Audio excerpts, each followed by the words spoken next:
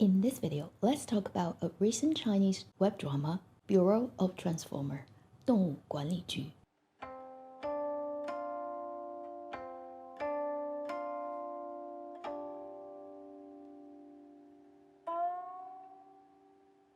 Hi, you're watching Avenue X, where a junkie on good storytelling shares their thoughts, knowledge, and occasional weird ideas and stories, and how they're told.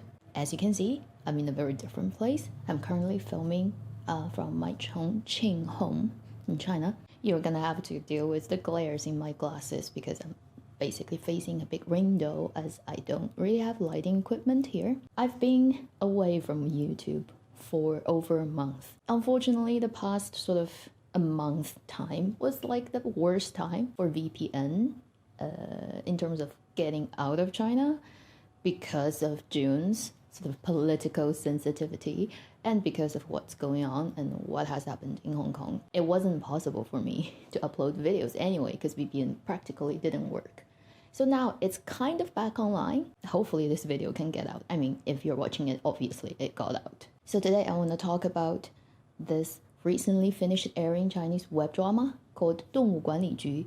English title would be Bureau of Transformer. The best way to explain it is if you have seen the film 二代妖精 with Feng Shaofeng and Liu Yifei, because basically this is the same kind of setup, the same kind of worldview, and it's actually produced by, at least I think among the production companies listed responsible for this drama, one of them is also the company that produced 二代妖精. Basically, in this world setting, there are two types of human. There's just human like us, and then there's the type of human that actually has animal DNA in them, so they can transform to a particular species depending on whatever they inherit. 动物管理局, the Chinese title is actually Animal Control Bureau, so I think originally they wanted to call it 妖管局, which is like demon or fairy or, you know, that type of word, control bureau. But obviously that will not pass censorship because in China you're not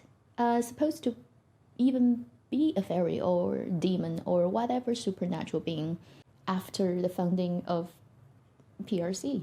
At least that's what I've heard. So I guess they couldn't call it 妖管局, so they have to call it something. So it's 动物 animal control. It's really weird. Anyway, the people who work in this bureau are all non-human, and their duty is to deal with all those cases that may rise caused by people who are not just human. Obviously, when you can transform into animals, you tend to have like different abilities, and you know, like you can't really have human to control non-human. It would not work very well, so they have their own bureau. In this drama anyway, they talk about this branch, the third branch in this city, this fictional city called Mingde.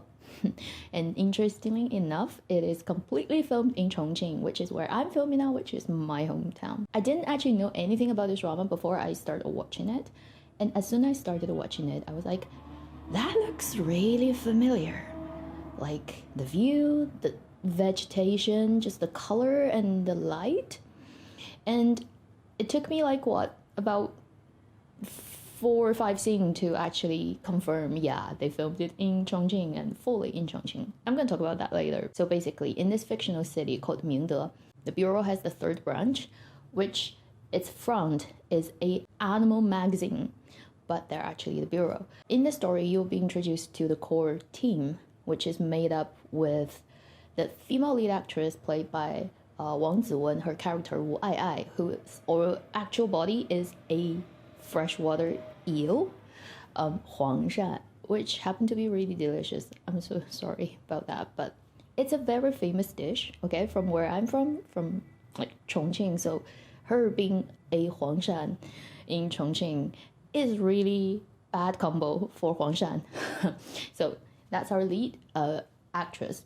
And then in this bureau, you also have other people, such as the other detective, who is actually a donkey, but who pretends to be a jaguar. You'll find out later about the story. It's quite interesting.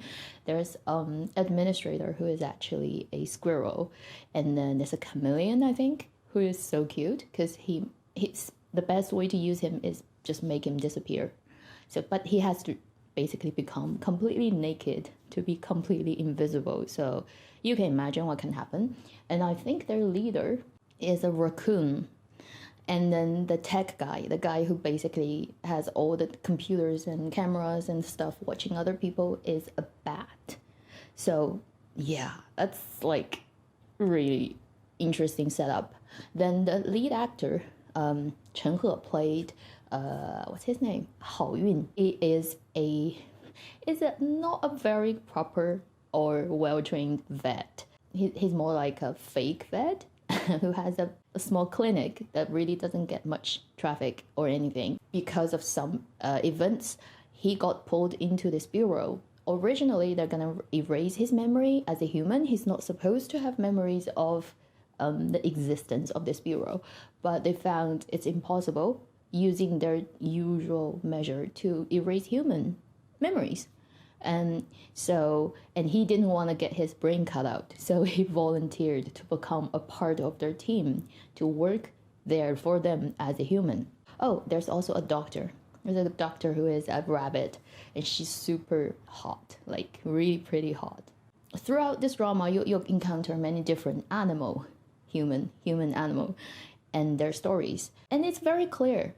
I mean, once you start watching, you'll very quickly realize, although this is a fantasy drama, it's also very heavily based on reality, which is all the stories that come up that talks about different issues of people, about discrimination, about what you run into in daily life, about really the dark part, but also the bright part of human heart. So in many ways, this drama works very much like a fairy tale with very strong implication, or it's implying a lot of the things that's going on in the real world. It's like a metaphor.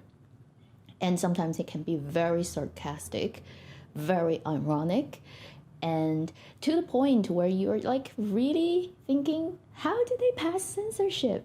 Because sometimes those cases are like really bad things, and then like very sharp things in a way to critique the current things that's going on in China, but not just in China, like everywhere. I don't want to spoil it for you, but it contains a lot of those references. So while I was watching the drama, I had this fear that it's gonna be pulled off. These days, you just don't know what's going on with Chinese drama land. Drama can be pulled off while they're airing, like middle of it, and no explanation would come. So you would not know if it just will ever come back. I mean, talk about a few years ago, the drama Addicted, it just got pulled off, right? So while I was watching this drama, I had this strong fear that it's gonna get pulled off anytime, because there just plenty of stuff that people can go, wow, that's like a little bit, over the top. But interestingly enough, 24 episodes all aired. They're still there. They didn't get pulled off, so I don't know. So basically, what is considered okay and what is considered not these days as drama content in China is a myth. Nobody knows. Like no one, not even the people who work in the industry, who invest money, who's been there for years, can tell you what is going on. So I'm just grateful that this drama did finish airing, and it's 24 episodes. It's short and it's pretty interesting. It's really worth watching. But to be honest, I think there are still places where it dragged. It's not like 100% perfectly sort of paced. There are a couple of episodes I feel very strongly that they could just cut it completely. Maybe this thing can work better as a 20 episodes drama, but I mean, I can't really complain because these days, right, everything is like too long. The other thing I really like is the comedy in it. It has a lot of comedy. It's very funny. As you can imagine, the sort of setup of the story kind of warranties it will have a lot of funny moments.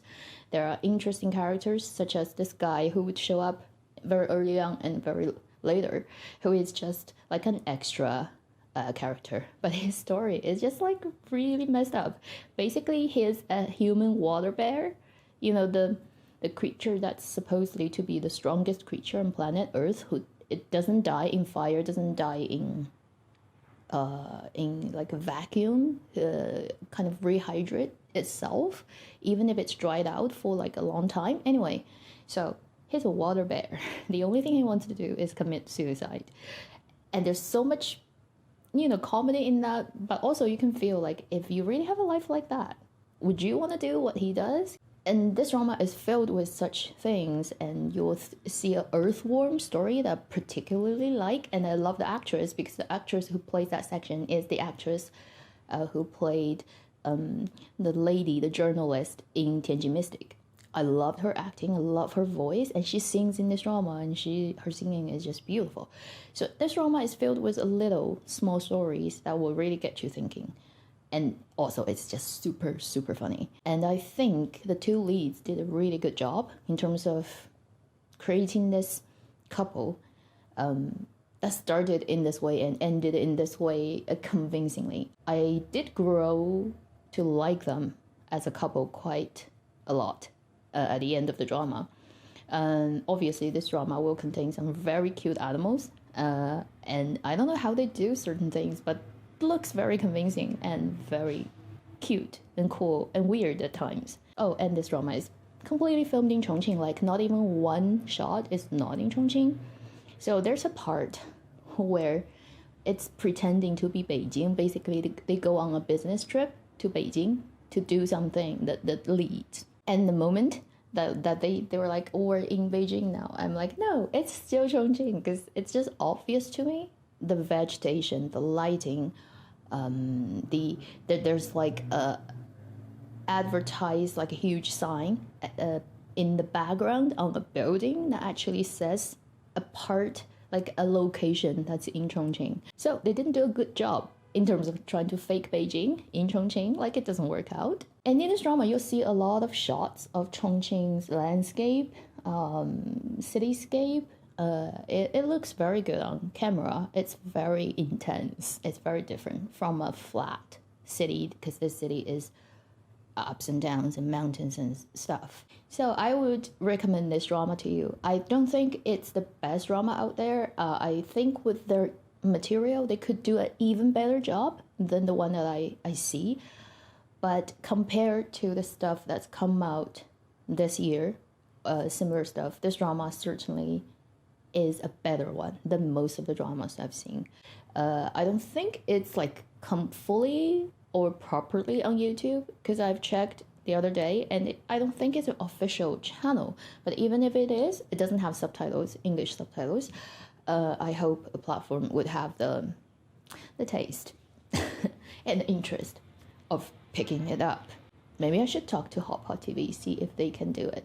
I have no idea. Anyway, thank you for watching Avenue X. I'll see you in my next video, hopefully sometime soon. And live long and happy drama watching.